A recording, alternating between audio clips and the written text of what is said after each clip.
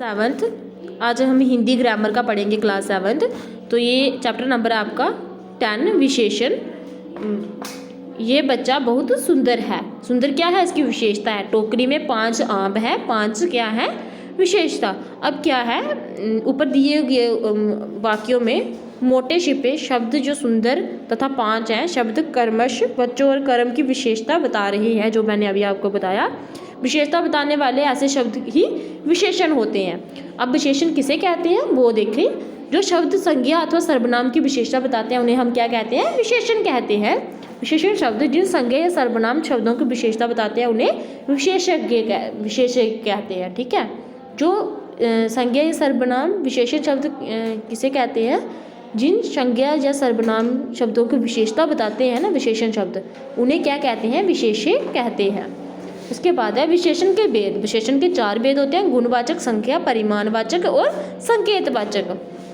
सबसे पहले हम पढ़ेंगे गुणवाचक विशेषण। जो विशेषण किसी संज्ञा या सर्वनाम के गुण दोष का बोध कराए से गुणवाचक विशेषण कहते हैं। जैसे सुंदर, लड़की, कंजूस, सेठ, तो ये इसके क्या हैं, गुण हैं। गरीब, किसान आदि, तो ये सारे इसके गुण हैं। प्रमुख गुणवाचक दिए हुए हैं, जैसे आपको गुण, दोष, रंग, काल, स्थान, गंध, अवस्था, ये सारे आपने खुद पढ़ने हैं।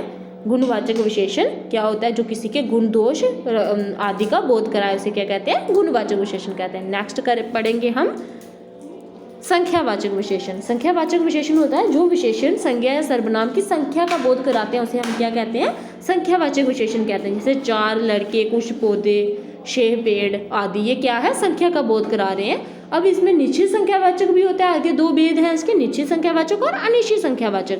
निश्चित संख्यावाचक क्या होता है, संख्यावाचक में 2 होते हैं, निश्चित और अनिश्चित संख्यावाचक होते हैं। निश्चित संख्यावाचक इन विशेषण शब्दों से निश्चित संख्या का बोध होता है। जैसे पता होता है कि ये 6, 1, 6, 10 ये संख्या का बोध हो रहा है, निश्चित है। तो अनिश्चित संख्यावाचक विशेषण से क्या होता है, इन विशेषण शब्दों से निश्चित संख्या का बोध नहीं होता। जैसे कुछ लोग, हमें पता नहीं कि कितने लोग हैं। थोड़ा दूध, थोड़े रुपए, ढेर सारे रुपए जैसे बोल दें। कुछ पेड़, हमें पता नहीं है कि कितना, निश्चित नहीं होता है। अभी थर्ड आएगा परिमाणवाचक विशेषण। परिमाणवाचक विशेषण क्या होता है, जो विशेषण नाप तोल का बोध कराते हैं उसे हमें कहते हैं परिमाणवाचक विशेषण।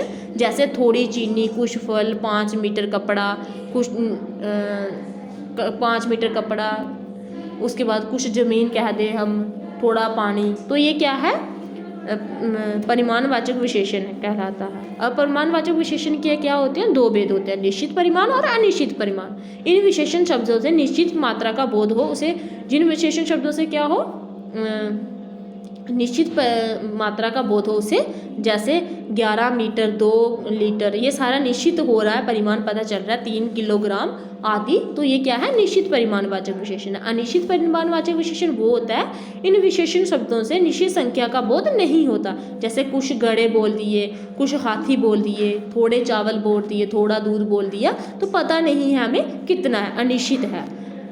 उसके बाद 4th आ गया संकेतवाचक। संकेतवाचक विशेषण है जिन सर्वनाम शब्दों से किसी संकेत का बोध होता है वह क्या होते हैं, संकेतवाचक विशेषण। जैसे हम इन्हें सर्वनामिक विशेषण भी कहते हैं। जैसे ये किताब, संकेत से बोलते हैं ये किताब, ऐसी कहानी, वह लड़का, इतना, इतनी भूल, तो ये सारा क्या हम संकेत से बताते हैं, तो इसे क्या कहते हैं, संकेतवाचक विशेषण।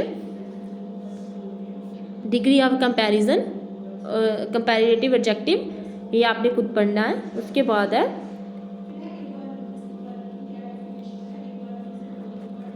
मैं ही पढ़ा देती हूँ, 1 मिनट रुको, बता देती हूँ उसमें क्या क्या पढ़ना है आपको। इसमें दिया हुआ है 2 या अधिक व्यक्तियों या वस्तुओं की तुलना करते समय विशेषण से पहले से की अपेक्षा मुकाबले में यदि शब्दों का प्रयोग किया जाए। जैसे सामान्य विशेषणों का प्रयोग 3 अवस्थाओं में होता है, मूल्यावस्था, उत्तरावस्था और उत्तमावस्था। मूल्यावस्था क्या आती है, इन अवस्था में केवल गुण दोष का वर्ण होता है, विशेषण का तुलनात्मक रूप नहीं होता है, सिर्फ गुण दोष का इसमें वर्ण होता है।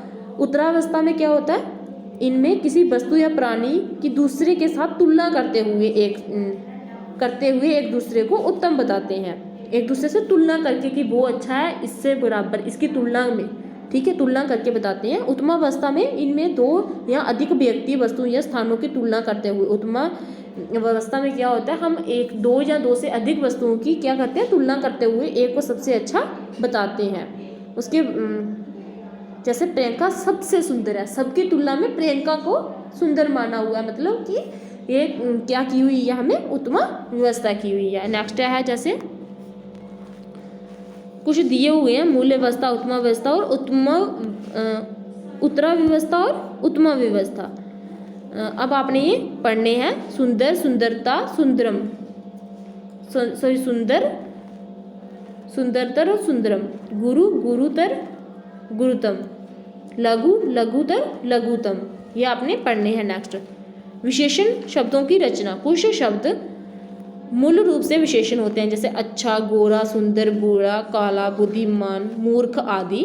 अन्य विशेषण की रचना जैसे संज्ञा, संज्ञा, सर्वनाम, क्रिया अथवा अव्यय शब्दों में उपसर्ग या प्रत्यय लगाकर की जाती है। जैसे बताती हूँ मैं आपको, भूख प्लस आ, प्रत्यय लगाया, संज्ञा के साथ क्या किया, प्रत्यय लगाया, तो क्या बन गया, भूखा।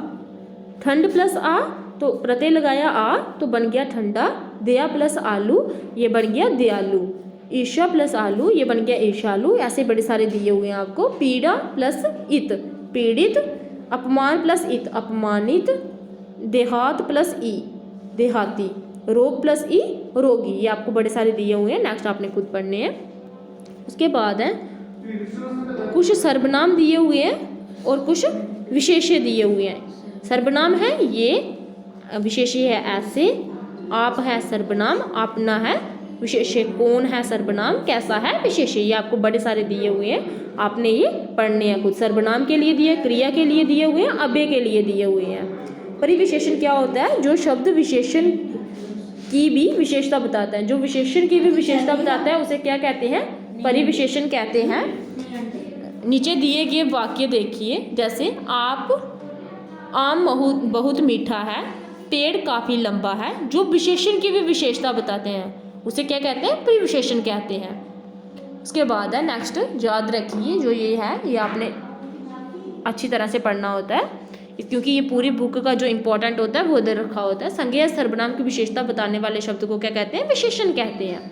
विशेषण के कितने प्रकार के होते हैं, विशेषण 4 प्रकार के होते हैं, गुणवाचक, संज्ञावाचक, परिमाणवाचक और संबंधवाचक,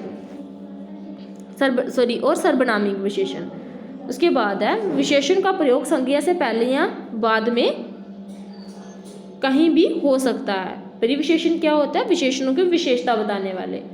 उसके बाद है इसके प्रश्न उत्तर मैं आपको नेक्स्ट वीडियो में बताऊंगी। अभी करेंगे सही विकल्प पर सही का चिन्ह लगाने। काला घोड़ा दौड़ रहा, इस वाक्य में रेखांकित शब्द किस विशेषण का वेद है, गुणवाचक है। काला उसको बताया हुआ है, तो ये क्या है, गुणवाचक है। कुछ केले खरीदने हैं, इस वाक्य में कुछ कौन सा विशेषण है, अनिश्चित वाचक विशेषण है। कोई बालक रो रहा है, इस वाक्य में कोई कौन सा विशेषण है, सर्वनामिक है। दाल में थोड़ा घी डालो, इस वाक्य में थोड़ा कौन सा विशेषण है, परिमाणवाचक विशेषण है। उसके बाद है सही वाक्य पर सही और गलत पर गलत का क्रॉस लगाना है, आपने क्रॉस पे क्रॉस लगाना है, जो सही है उस पर टिक लगानी है। संख्यावाचक विशेषण के 3 भेद होते हैं, नहीं। गुणवाचक विशेषण के 2 भेद होते हैं, नहीं। उसके बाद है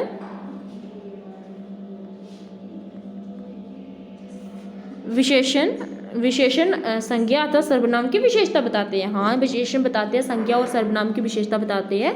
वार्षिक प्रत्यय द्वारा बना विशेषण है। हाँ, वार्षिक क्या है, प्रत्यय द्वारा बनाया परिविशेषण है ये। मेरा संज्ञा द्वारा बना विशेषण है, नहीं। नीचे दिए गए वाक्यांशों में आए विशेषणों के भेद लिखने हैं।